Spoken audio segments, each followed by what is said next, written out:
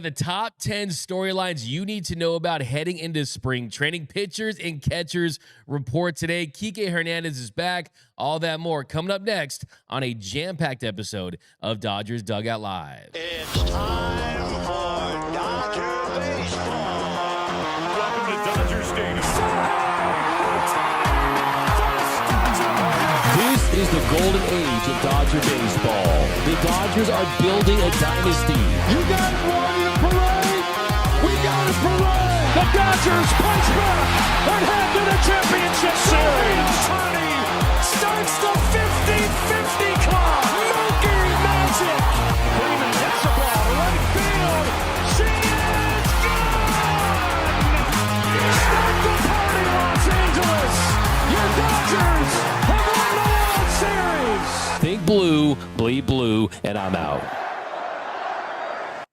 What is up, Dodgers Nation, and welcome to another episode of Dodgers Dugout Live, the #1 Dodgers show and podcast on YouTube, where you get everything you need to know about your boys in blue in less than an hour. My name is Doug McKain, credential member of Dodgers Media. You can follow me on X and Instagram at DMAC_LA. Now, if you haven't yet, do me a huge favor, subscribe to the channel, hit the notification bell, hit the like button. Also, comment down below which Dodgers spring training storyline are you most looking forward to. Of course, every episode of Dodgers Dugout Live starts with a poll question of the show. I asked you guys over on the X, should the Dodgers make Dave Roberts the highest paid manager in baseball? And right now, this is shocking to me.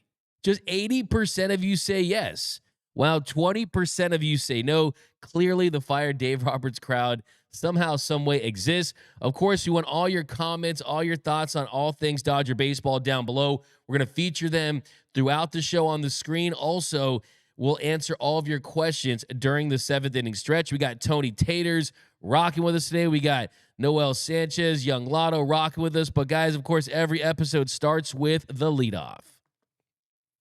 Leading off, the hottest story in Dodger baseball. So the hottest story in Dodger baseball is that the Dodgers have completed their A+ offseason. You could even say it's S tier, as the kids like to call it.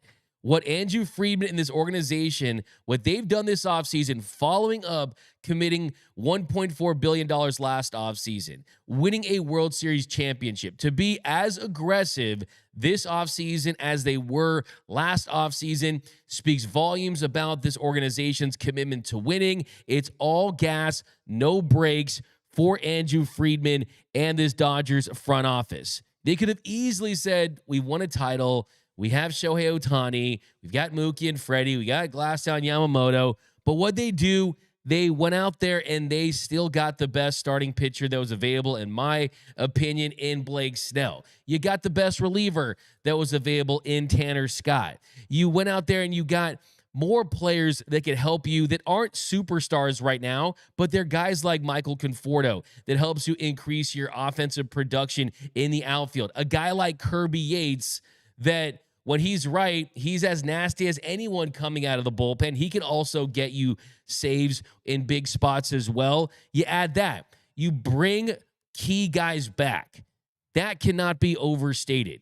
You went out there and you brought back Teoscar Hernandez after a lengthy back and forth during the offseason. You brought back Blake Trinan. You went out there and solidified the bullpen. You solidified the starting rotation. You added pieces to the lineup that I think will have a positive impact. And then also, let's not forget, you signed Tommy Edman to an extension, but there's a couple moves they still need to make. And that is give Dave Roberts a new contract, bring back Clayton Kershaw at some point. Could that be as early as today? We'll see. He's going to be back. There's no doubt about it. But this is all-time stuff. Andrew Friedman, I'm pretty sure Friedman was involved in getting the Lakers Luka Doncic at this point with the offseason that he's put together.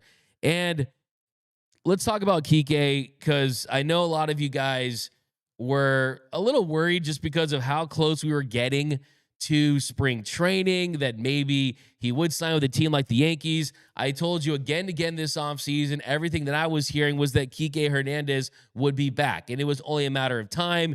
Yesterday, I thought I mean, it was more, his post was a little more entertaining than a lot of the moments during the Super Bowl. I mean, he throws up the middle finger with the ring, and he said he's walking through that open door, #26man.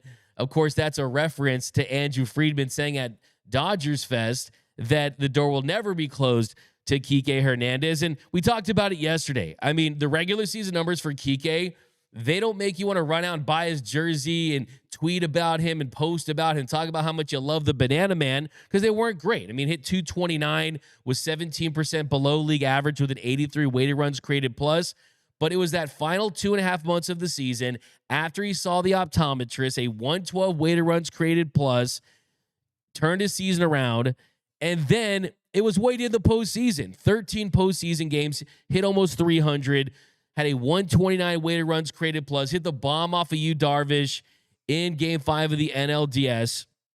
And throughout his career, he's been a great postseason player, and they bring him back. So it really just tied a bow on what was a fantastic offseason for this Dodgers organization. If you had asked Andrew Friedman as the offseason was underway, hey, Andrew, who's your top offseason target? He would have responded with yes. That's what he would have said, because he had a lot of them, and they got all of them. And the biggest one of all, in my opinion, is still Roki Sasaki, because the potential that he does have. Then you also got some sneaky moves. I mean, you trade away Gavin Lux, and you get a prospect like Mike Sirota who can help this team down the line. So an incredible job. Give them all the credit. It is S tier. We do need to have either an Andrew Friedman bobblehead night. We do need to have the Andrew Friedman robe giveaway. But an A+ offseason, you call it an S tier offseason. It was absolutely incredible. And I think the big questions now are, what happens heading into spring training? Because, yes, this roster on paper, it looks absolutely incredible. This roster on paper looks like it could go down as one of the best rosters that we've ever seen in the history of the sport. But there's still a lot of questions to be answered. That's why I have my top 10 storylines that you need to know about heading into spring training. And I'm going to start with number one. We'll start with number one, and we'll work our way back. I like to get to the exciting, most juiciest stuff. All this stuff is juicy to me, but number one has to be, how will Shohei Ohtani pitch again, and how will the shoulder look coming off that surgery? How will Shohei Ohtani fare getting back to unicorn status, getting back to being that two-way player that shook up baseball, that changed the game? Because he's not expected to return until May. That's the earliest we're going to see him most likely. Maybe we do see him at some point during the tune-up heading into the season, maybe the Freeway Series. Maybe you see him getting into a game before then, but you're not going to see him on the mound for the regular season until May. And the interesting thing is this. I don't know if you guys know this, but the rules for two-way players have changed. And it kind of happened overnight. And we're going to need some clarification on this. But the rule was named the Shohei Ohtani rule for a reason, because it gave a team the ability to have a roster spot for a guy that can pitch and a guy that can hit. How this helps the Dodgers in a big way is it allows them to still have 13 pitchers, not Shohei Ohtani. You can still have 5 starting pitchers and 8 relievers. And Shohei, he steps into that role as another starter, so you get 6 starters and 8 relievers. Well, typically the rule was you had to establish yourself to be a two-way player. That is, pitch 20 major league innings and start at least 20 major league games as a position player or a designated hitter with at least 3 plate appearances in each of those games. But what happened? They changed that rule where he's going to be able to keep his two-way player status right out of the gates. And the reason for that is because the original rule did not take into consideration Tommy John. So I texted some people around Major League Baseball with the rules, And they basically told me that this update was in place and this didn't just happen overnight. It was the web page related to the rule that changed. So this is not something that they changed in the last couple of weeks. This is something that for fans and for people that were looking for information to see if this was still the case, yeah, that changed for them, but this is not something that changed overnight. So that's a beautiful thing. It makes perfect sense too, because the truth of the matter is with the criteria, he shouldn't have to, just because he was injured, have to earn that back. Because when you have a Tommy John surgery, there's a good chance you're going to miss all, if not most, of the following season. So I love this for the Dodgers. I don't think this is Major League Baseball saying, oh, it's the Dodgers and this is our darling, this is our cash cow, let's help out the Dodgers. No, I think that this is a rule that pertains to one player specifically, that you just did not have the language and the details in there as far as how a season-ending injury would impact that. So, hey, the good thing is the Dodgers, they can roll out 14 pitchers, man.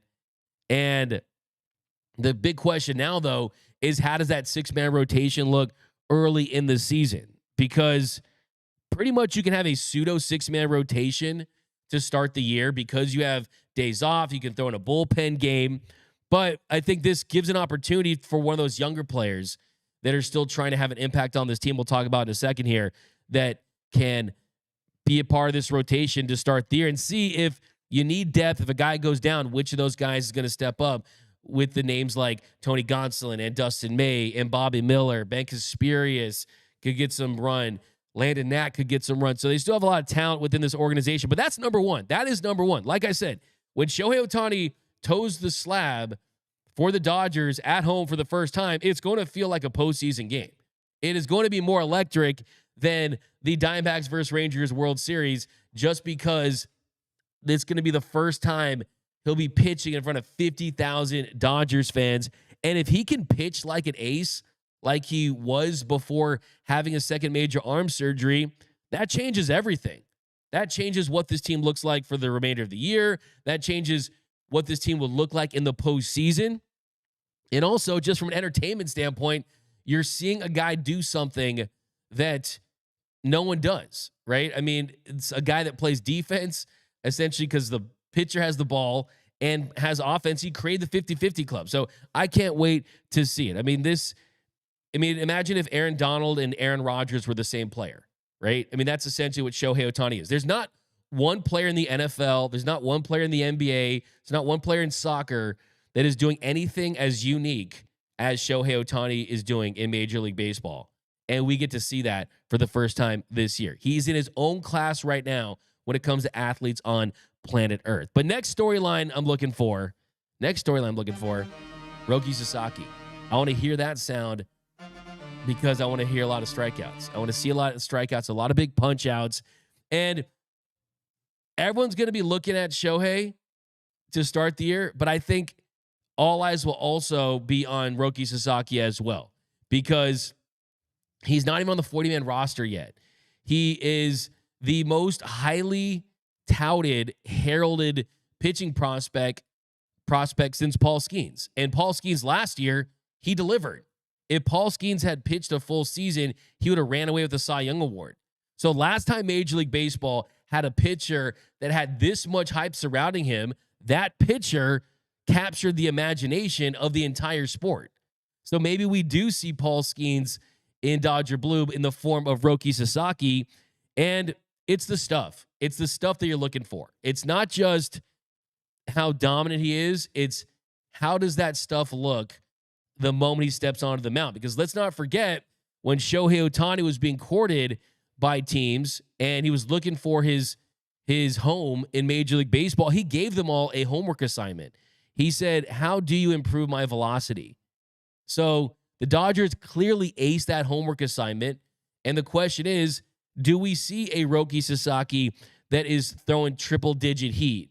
Or do we see the one that we saw last season that had a velocity dip?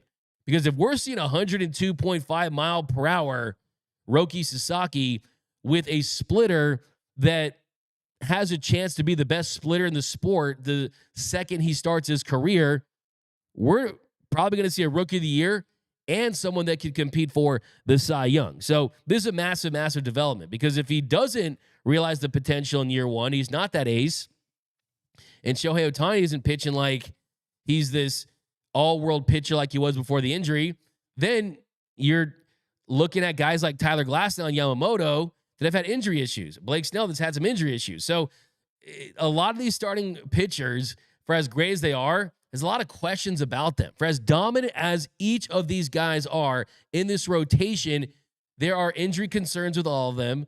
There are questions about how well do they translate to the show. So we have to get answers to those questions. And if we do, and it's what we're hoping for, then we can start talking about this being the murderer's rotation, an embarrassment of pitches, the best rotation we've ever seen in the sport. But let's get there. Let's get there. Now, third biggest storyline I'm looking for, Dave Roberts' contract situation.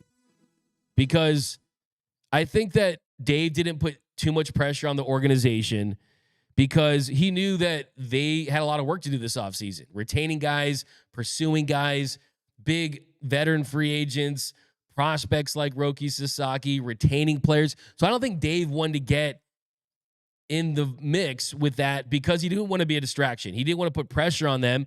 And when the time was right, he was going to get a deal done. But the time is now. Dave Roberts needs to be extended. They need to take care of Doc. And Dave was on Baseball Tonight's podcast with my friend Buster Olney, and they talked about his contract situation. And here's what Dave had to say. You're nearing the end of your contract. How are you going to handle that?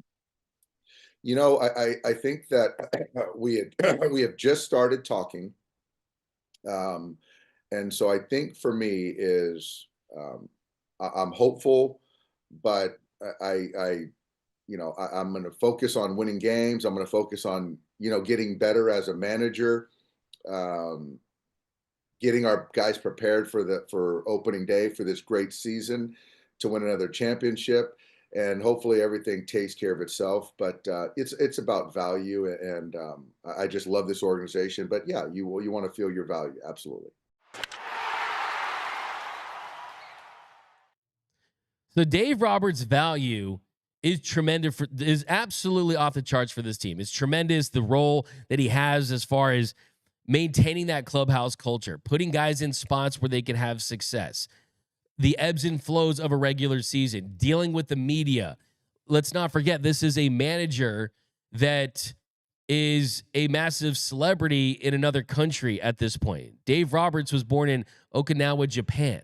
So he has to answer to an entire country, because they are very interested in what he has to say, because he's the manager that manages Shohei Ohtani, Yoshinobu Yamamoto, and now Roki Sasaki. The Dodgers better make Dave Roberts the highest paid manager in the sport. I think that number has to start with a 9. I think that it absolutely has to blow past whatever Craig Counsell got, which was a 5-year, $40 million deal. You're looking at an $8 million per year AAV. Outside of that, Alex Corey signed a 3-year, $21.75 million extension with the Red Sox. That puts him at over $7 million. Both of those guys aren't in Dave Roberts' class. Dave Roberts beat Craig Counsell in the postseason a couple times. Dave Roberts didn't cheat like Alex Cora did. And yes, he has a talented roster. There's no doubt about it. But he's a made man. Dave Roberts is an absolute made man that is on the trajectory to make it to the Hall of Fame.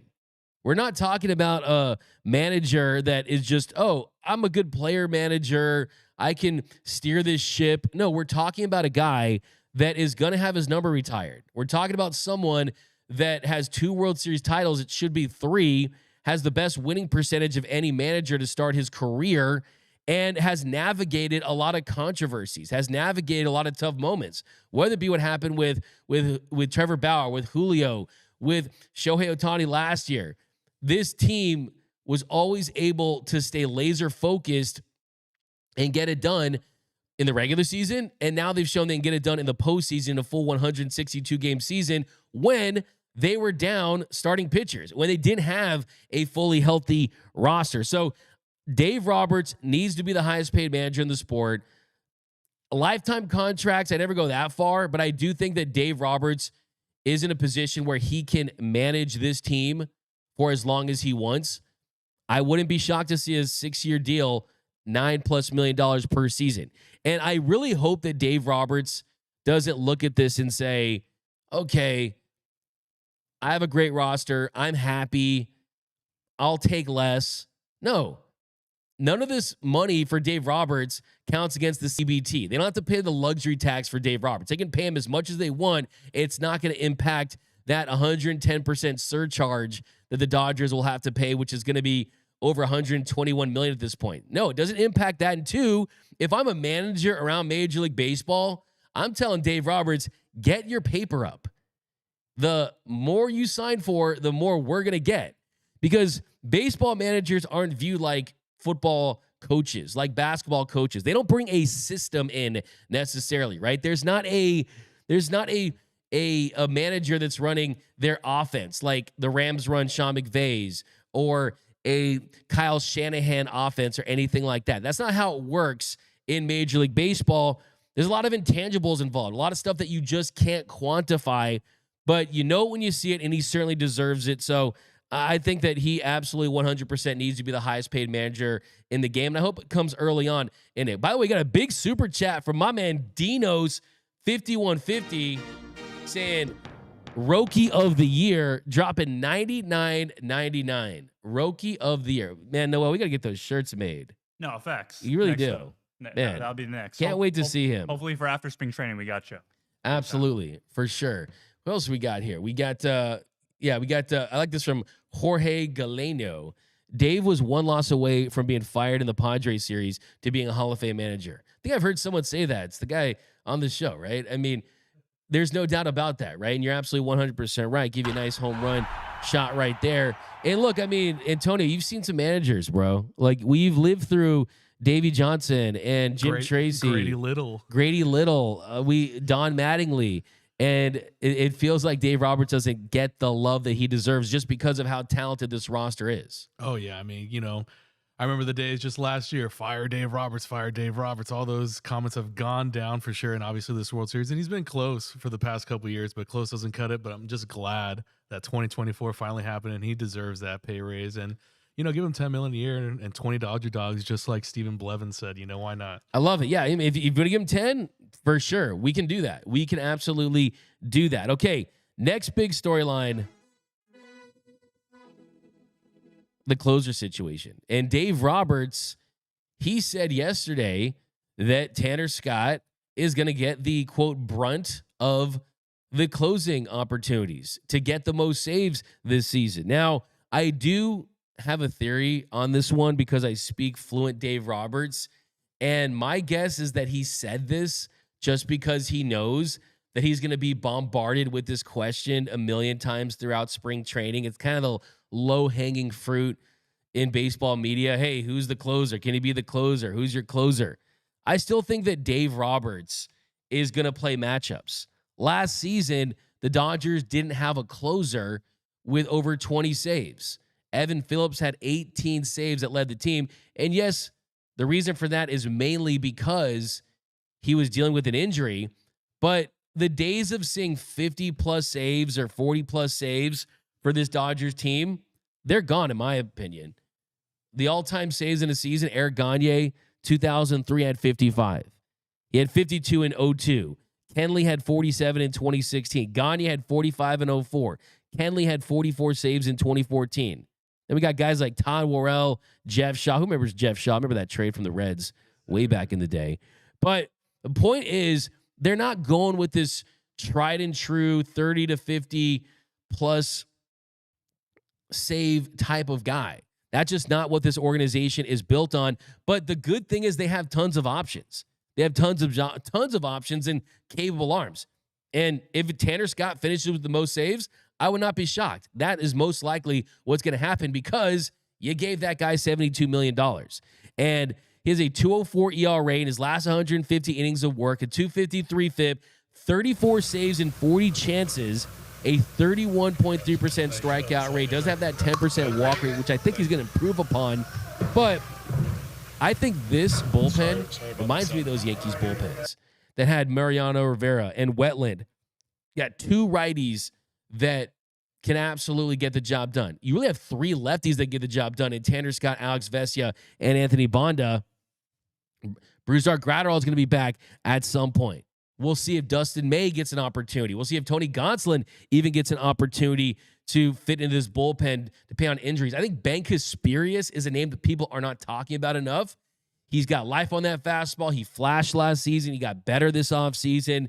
So I think matchup-wise, though, it's going to be closer by committee. I'm shocked that Dave didn't just say closer by committee, because anytime you have relievers that can get you big saves and big spots, that's what it is. If you don't have a closer, it's going to get you 40, 50 saves. It's still closer by committee. I mean, like Dinelson Lamet got a save last year for this team. You had a Johan Ramirez. It was spread around, right? JP Fireeisen got a save. I mean, it was spread around for a good amount of time. But you got guys like Kirby Yates, Michael Kopech, Evan Phillips, Brusdar Graterol, Blake Trinan. When they're healthy, they can all get those final three outs. And the truth is, one of my hopes for Major League Baseball, I know from an entertainment standpoint, it's great to see Eric Gagne enter the game with the Welcome to the Jungle playing. I mean, yeah, that was electric. That was an absolute time to be alive. You see the game over graphic. Welcome to the jungle. We got fun and games. That was pretty good. I mean, it was electric. It was the best time to be a Dodgers fan. Nothing ever came close to comparing to that. But the truth is, it doesn't matter who gets the final three outs. It can be the highest leverage inning in the seventh. You can come in with the bases loaded with runners in scoring position. The eighth inning, top of the order, meat of the lineup. Ninth inning, give you the bottom of the order. It's about getting those final three outs. And I will say, too, when you look at these save numbers, if everyone stays healthy and this lineup scores the runs we think they are going to score, projected to score for 4 runs per game, some of these guys aren't going to get a lot of save opportunities unless you're getting those 3-inning saves, right? I mean, there's going to be some times when you're going to go out there and these guys are dealing with 4-run leads. So I think that their overall save numbers won't tell the full story, but I will point this out. Don't sleep on Kirby Yates. Do not sleep on Kirby Yates. They both have a combined 55 saves. 55 saves for the last couple of teams they played for. So Kirby Yates is a guy that's fully capable of doing just that. But I'm surprised that Dave didn't just say closer by committee in that situation, just because of the way this organization has ran for the last couple of years. How about, can you give me your Guns N' Roses, Antonio? Oh, you Welcome to the jungle. We got fun games. There you go. There you go. Yeah. No, it was the best time to be a Dodger fan before this whole era. Oh, it yeah. was the only thing we really had to look forward to. Eric Gagne forever, man. That was my first game, April 13th, 2003, against the Padres. Back when the Padres tickets were like $5. Yeah, that was a different time, man. Different time, a different Dodger stadium, different ownership group, different Dodger dogs. Different Dodger dogs. Shout out to Farmer John back in the day. Okay, next storyline we're looking at. The next storyline is 3 guys I'm having my eyes on early on. Dustin May, Tony Gonsolin, and Bobby Miller. Because one, Shohei's not going to be healthy to start the year, not ready to go fully. So some of these guys are going to step into this rotation if you're going to have that pseudo 6-man rotation. Dustin May is in the final year of his arbitration, has pitched less than 200 major league innings in his career, believe it or not. And he's coming back that elbow surgery. Also had that injury to his esophagus where he tore his esophagus. So what does Dustin May look like? Is he as lethal as he was before the injuries? Then Bobby Miller, he had the sophomore slump of all sophomore slumps. It looked like he was going to build on that rookie season where he really was top 3 for rookie pitchers, had a 3.76 ERA, 3.51 FIP, 119 strikeouts. There were people that were saying that Bobby Miller was the future of the Dodgers starting rotation. I think you can take 2 things away from that statement. One, they added a crap load of talent after that. And 2, that's how good Bobby Miller looked early on in his Dodgers career. Now, just talking to people around the organization, some of the scouts, one thing that I was told about Bobby Miller was they were looking for ways to keep him on the mound and take away the strain on his right shoulder. And by doing that, they made some changes to his mechanics where he placed his toe on the rubber, how he released the ball. And the truth is, those mechanics clearly did not help him as far as his effectiveness as a pitcher. So I'm very curious to see, one, if those mechanics have returned to how they looked before, and two, if he's just going to say, you know what, I'm going to use the mechanics that work for me. If I get injured, I get injured. So that's kind of the big question for me, because you look at the fastball effectiveness, and yes, that's not his best pitch, and you could say that the fastball is flatter than some 98 to 100 mile per hour heaters in the sport, but it just was far less effective. In 2023, opponents hit 258 and slugged 367 off his heater. In 2024, it went to 327, and they went from slugging 367 to 634. That fastball got pounded. And overall, hitters slashed 305, 571, and 962. Think about what I just said. Opposing hitters slugged 962 off of Bobby Miller. So basically, you got Shohei Ohtani in the box 9 times if you're going up against Bobby Miller. That's how bad it was last season. It was the worst ERA ever for a Dodgers starter.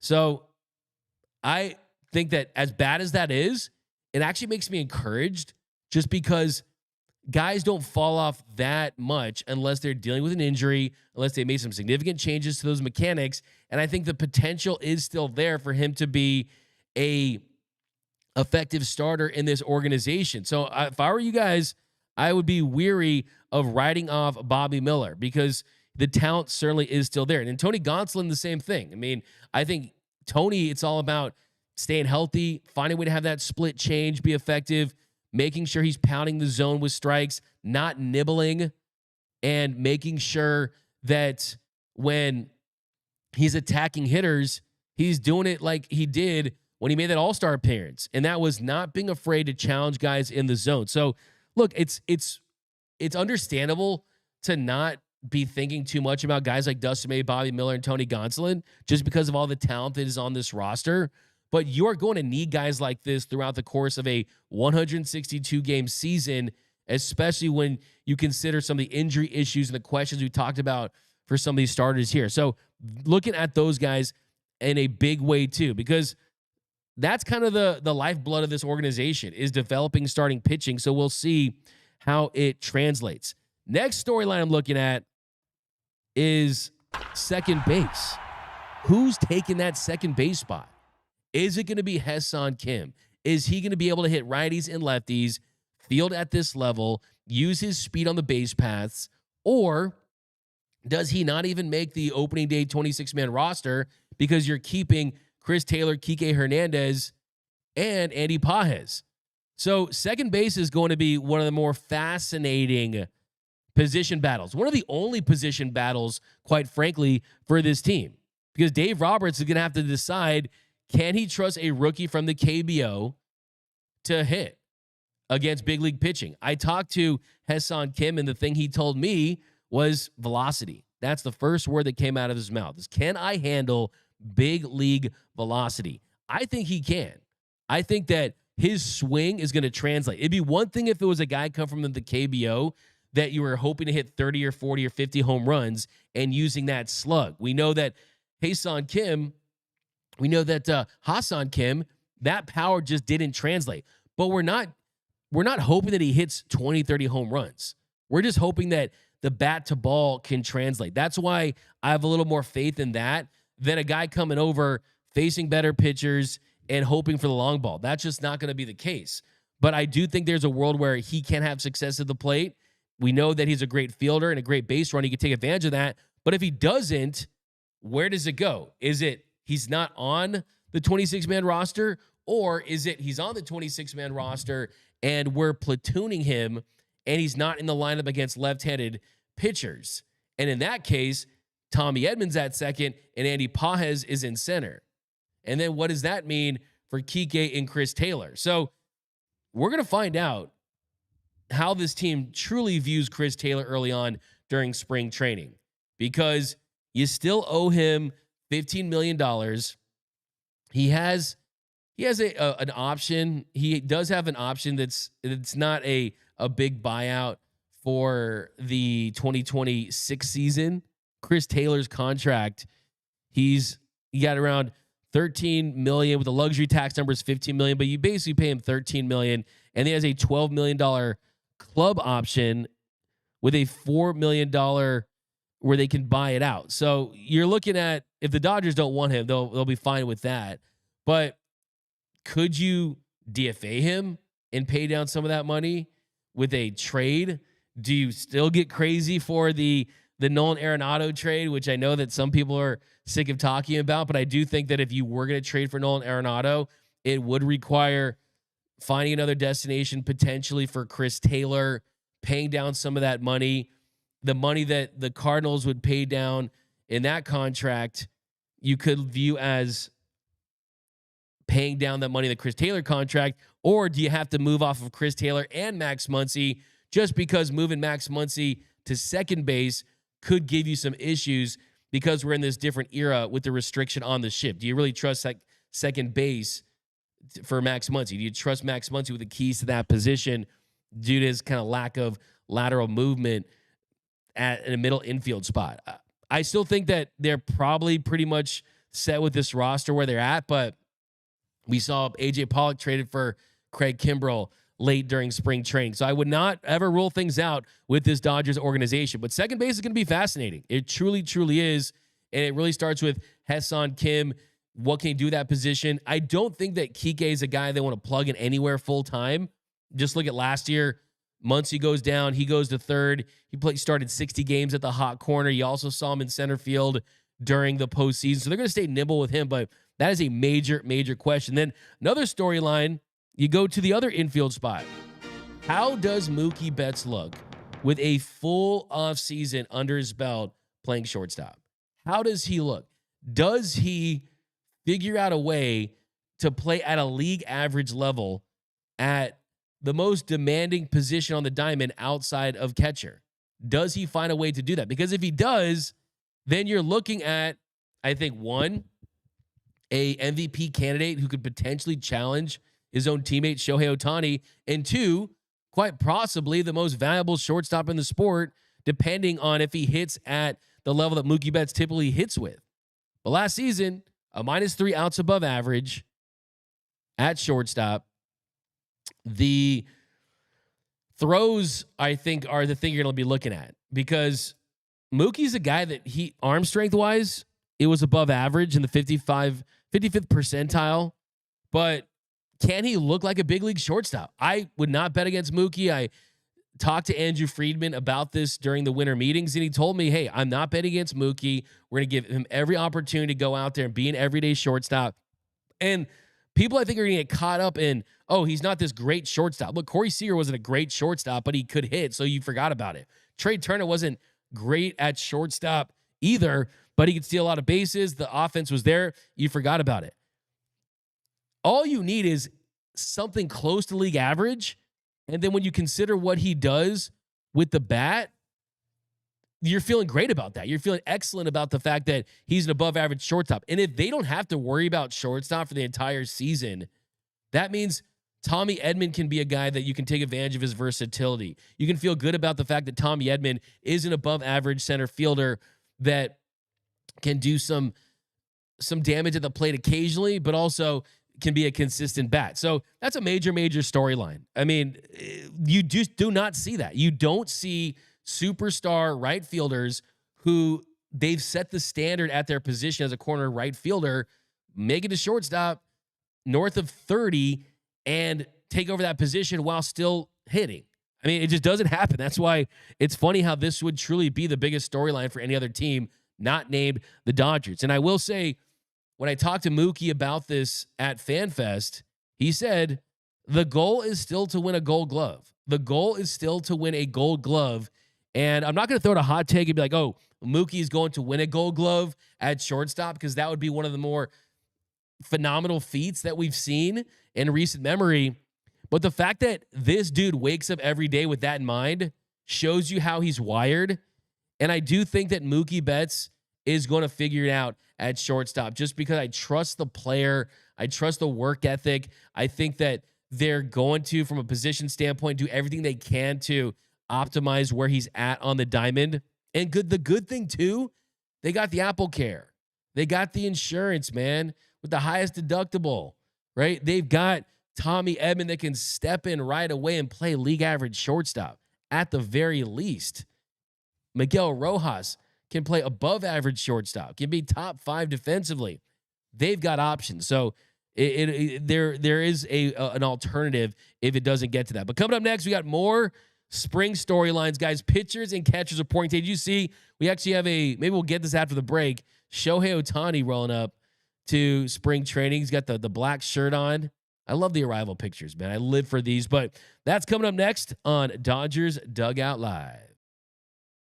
What up, Dodgers Nation? DMAC here to remind you that if you have not yet, be sure to subscribe to the Dodgers Dugout Live podcast. You can find it wherever you get your podcast. So if you want to listen to the show in audio form, when you're driving to Dodger Stadium, when you're driving from Dodger Stadium, when you're commuting to work, wherever it is, you definitely want to lock into the podcast. We're going to start featuring some podcast exclusives, interviews. So definitely, even if you do watch the show daily on YouTube, be sure to subscribe to the Dodgers Dugout Live podcast wherever your podcast. So be sure to do that. It really supports the channel. And as always, think blue, bleed blue, and I'm out.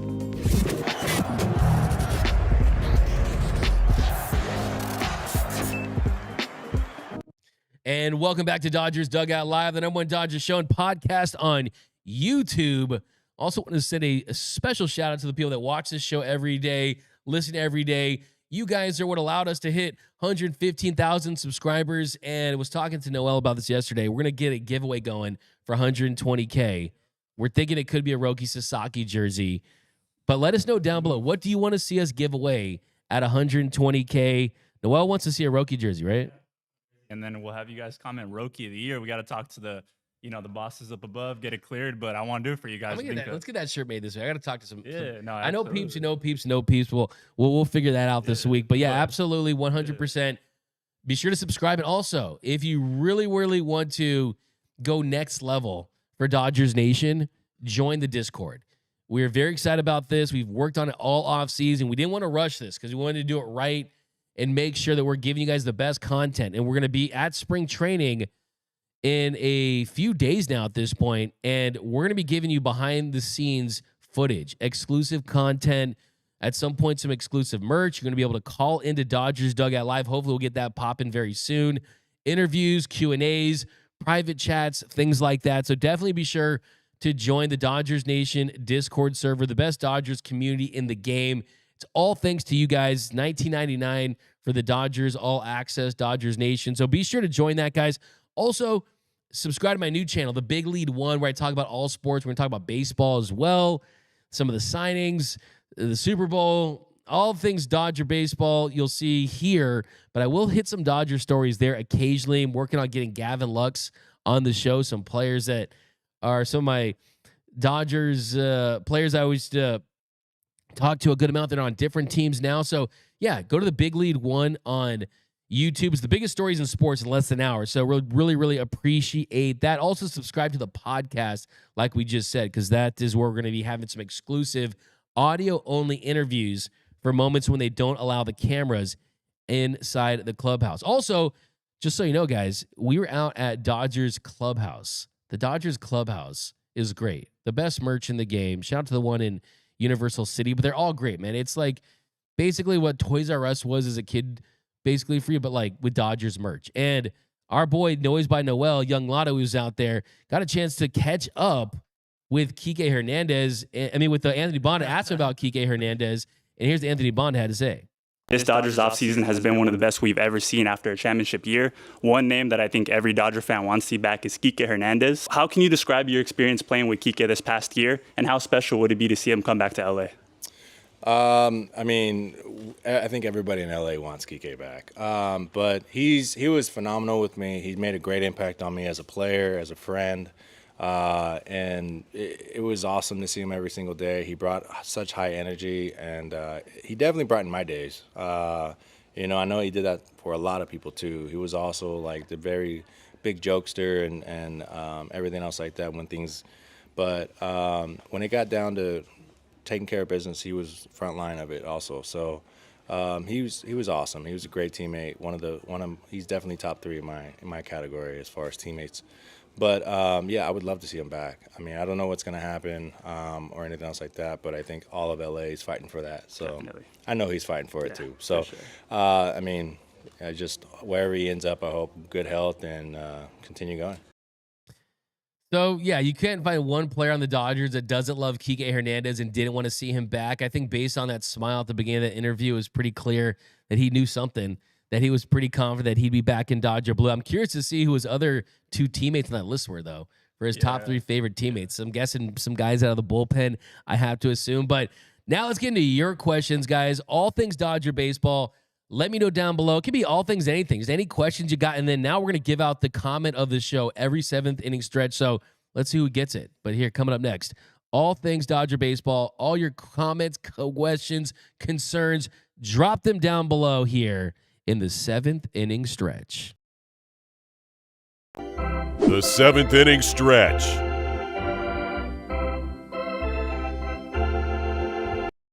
Also, bring your hot takes. We got Guion Bach says Mookie Betts all-star second baseman.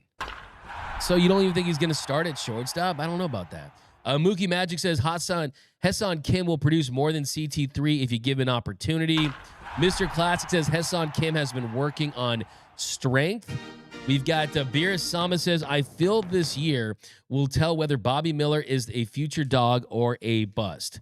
I think that's a pretty honest assessment. I do think that, I wouldn't know if I would say bust, but I think that this is a year to say a full off season where he's getting healthy. I think we're having a very good idea about, one, how that career is going to pan out as far as his role. Will he be a starter? Will he be a reliever at some point? Or two, how much this Dodgers organization values him. So I think you're right on that standpoint for sure. Ricky Flores, Dodgers need Roberts like Doug needs Tortas. Bruh. Elishiva Jones, I still can't believe Jason Hayward signed with the hated Madres. Wow. Yeah, that's hey man, he's really trying to get that he's kind of that ex that you don't really care about, right? But thinks that like, oh, I'm gonna date this guy, this girl, this guy, whatever it may be, that's like, okay, I'm gonna make you mad. He goes to the Astros, then he goes to the Padres. Dodgers don't really care. I mean, let's just be honest. But Jay Hay was a great teammate, great player for this organization in his role. I love Jay Hay, one of the nicest guys for sure. Mr. Class says DMAC in the jungle. We have Will _ the Beast. Super Bowl halftime show was a snooze fest. So see, we got some Drake fans in the comments. Pretty cool. We got Victor Fernandez. Kirsch is our final Infinity Stone. I like that. That's a comment of the show. You win. Perfect. That's a comment of the show because I know people see almost Clayton Kershaw as an afterthought.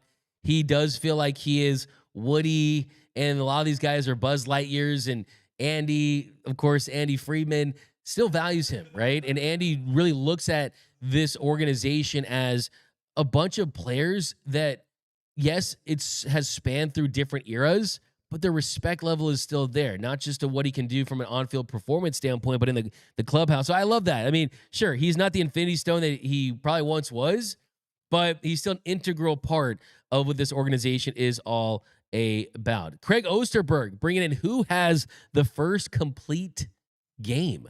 That's a good question. I like that. Bringing out the questions here, Craig Osterberg. I'm going to say that's a really good one. I'm going to say that it is going to be, we haven't seen one in a while. I mean, I remember Buehler did it in 2023, ended up getting injured that season.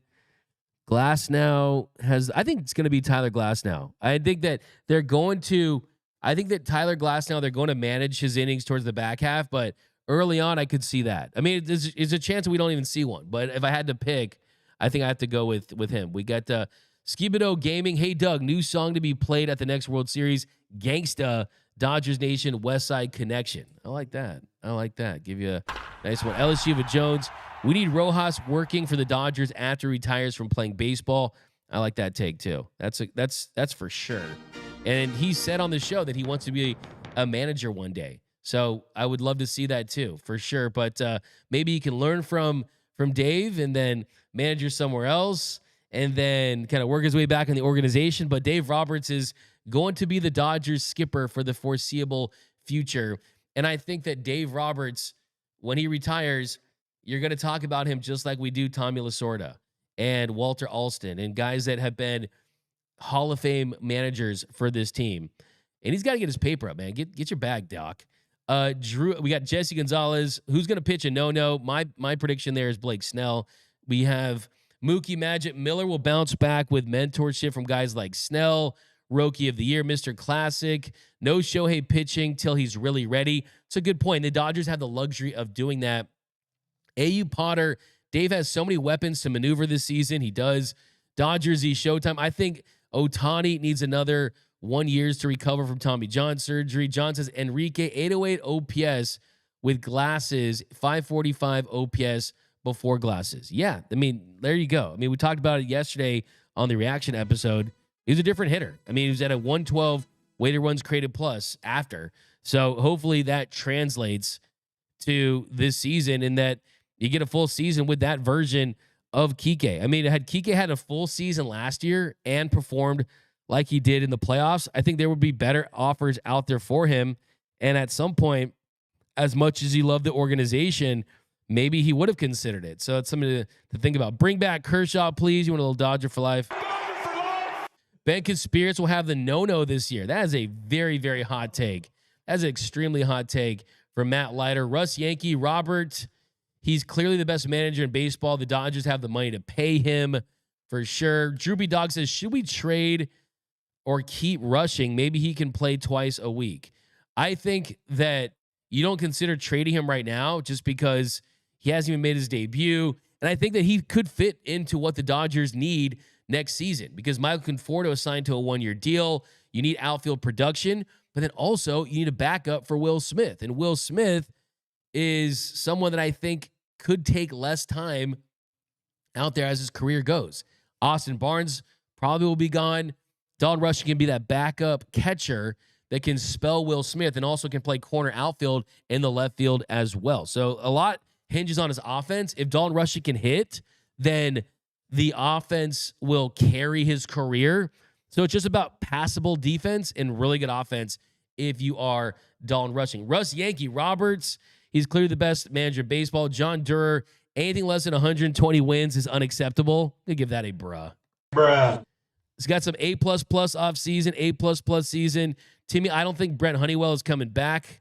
Think you're probably right on that one. We'll see what develops with him, but gonna miss that turtleneck for sure.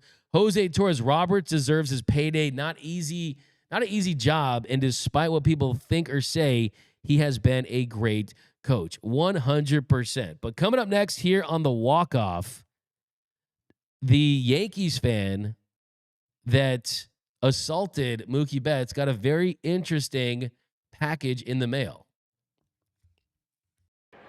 The walk-off. So the New York Yankees fan, Austin Capobianco, he's gotten a lot of heat, a lot of flack for interfering with Mookie Betts. He tried to take the ball out of his hand and tried to rip it out of his glove, and he made contact with his wrist. It looked very dangerous. He could have injured Mookie Betts, and this was in the first inning of Game 4 of the 2024 World Series. And originally, it looked like he was going to get a slap on the wrist, not a massive penalty. Ultimately, he was essentially banned from baseball. He was banned from every single park. This jackass, this terrible dude, he doesn't deserve to be at a baseball game. You're assaulting future Hall of Famers like that. Could have easily injured Mookie Betts. But at some point, I think the punishment comes a little too far because he said that he got a package in the mail, and it was a suspicious package, and it was actually to his parents' home in Connecticut, and it was poop. There was this is a bruh for sure. But he received poop. His parents received poop in the mail, and what he did was bad for sure. But come on now, I mean, who did that? I mean, was that a Dodgers fan? I mean, who got that address? There's a point where it becomes a little too far, but let me know down below in the comment section. Do you think that's a little too far? I think at that point, leave the parents out of it, man. Yeah, they raised a child that ended up interfering in a baseball game, but still, they don't deserve this. You don't got to send them if anything, I mean, I don't even condone this, but I mean, send it to him, not his parents if you're going to do it, but don't do it. How about just don't do it? How about just don't send anything to anyone that's suspicious, especially in 2025? LSU Jones says, what about Hunter Fiducia as a backup catcher? Certainly he's kind of getting up there as far as his prospect status age-wise, a little closer to 30 than 20, right? But I could see them moving off of Hunter Fiducia at some point, but he could serve as a backup catcher, and at least he did make this debut last season. But Antonio, was it too far by the fan that sent it to Capo Bianco's house? I mean, a package of poop? I mean, was it like human poop or was it dog poop? I mean, you gotta wonder how. That's a good question. I wonder how they even got it there. I mean, F that guy for sure for messing with Mookie, man. I mean, we were here during the watch party. We were watching that. We're like, what the, but his parents' house, that's messed up. I mean, did he deserve it? Maybe, but at least send it to him, not his parents' house. But I think it's a little too far, especially like 2025, like you said. I mean, didn't someone send like anthrax or something to a Yankee fan like years ago or something like that? Yeah, that's another level too. I mean, Bartman must have gotten some crazy stuff back in the day, I'm guessing. Yeah, it's a little too much. I mean, but like whoever pooped in there, man, like come on, dude. I'm just giving this the biggest bro. Like it's just so gross, man. Like don't do that. Don't do that. It's nasty, man. I mean, come on now. Oh, for sure. I mean, just stop that, guys. I mean, it's over. It's done now. But yeah, that's gonna do it for this. Yeah. By the way, some people are saying he's a loser for claiming the victim card. Isabel said it's a little too far. Yeah, he shouldn't have gone to Barstool gloat about it, and he's like, oh, please, no, I was just kidding. Come on, man. You reap what you sow, bro. Yeah, I mean, John says crazy, scary, spooky, hilarious. Okay, I see what you did right there, for sure. But yeah, that's going to do it, guys, for this episode of Dodgers Dugout Live. My name is Doug McKain. You can follow me on X and Instagram at DMAC_LA. If you haven't yet, subscribe to the channel. Oh, by the way, look at this. Ken Wolcott says, I knew we were going to get a good one. Ken Wolcott says, well, the Yankees did end up as number 2, so appropriate. Bruh. That's a good one. I like that. And then, hey, Chris Taylor did say they crapped down their legs, so maybe that was the crap down their legs. So maybe it was that one. Who knows? But that's going to do it for this episode of Dodgers Dugout Live. My name is Doug McKain. You can follow me on X and Instagram at DMAC_. Oh, by the way, Stephen Blevin says, I bet that Nando sent that poop package. Bruh. Awesome, guys. But enjoy the rest of your day. Pitchers and catchers reporting. We're going to have full coverage here on Dodgers Nation. Also, go to dodgersnation.com. Follow us on all of our social media channels. Important things, get in on that Discord channel. Subscribe to that. Subscribe to this channel. Drop some comments. Subscribe to the Big Lead. Would really, really appreciate that, guys. We'll see you tomorrow. If anything breaks today, we'll go live for sure. But that is going to do it for this episode of Dodgers Dugout Live. My name is Doug McKain. Remember, nothing brings it together quite like Dodger baseball. And until next time, think blue, bleed blue, and I'm out.